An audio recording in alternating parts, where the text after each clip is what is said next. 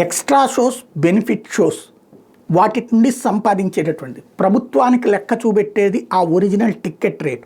But ఆ extra రేట్లకు సంబంధించినటువంటి షోలు లేదా ఆ రికార్డులు లేనటువంటి షోకి సంబంధించినటువంటి బెనిఫిట్ షోది కోట్ల రూపాయలు చేతికి అందుతాయి, క్యాష్గా తీసుకుంటారు.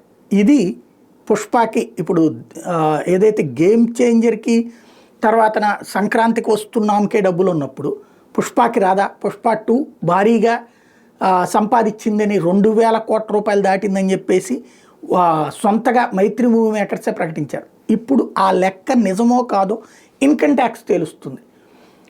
అదంతా ఫేక్ అంటూ మెగా ఫ్యాన్స్ లేదా అది ఒరిజినల్ అంటూ మైత్రి మూవీ మేకర్ చెప్తే ఇప్పుడు ఐటీ సోదాలు ఓ పక్కన దిల్ రాజుతో పాటుగా ఇటు మైత్రి మూవీ మేకర్ సంస్థలో కూడా సోదాలు జరుగుతున్నాయి. మైత్రి నవీను CEO చెర్రీ ఇళ్ళు ఆఫీసుల్లో తనిఖీలు చేస్తున్నారు. మైత్రి సంస్థల భాగస్వాముల ఇళ్లలో కూడా పార్ట్నర్స్ ఇళ్లలో కూడా సోదాలు చేస్తున్నారు. భారీ కలెక్షన్లు సాధించినటువంటి లెక్క ఏంటి అన్నటువంటిది చెప్పేటటువంటి అవకాశం ఉంటుంది.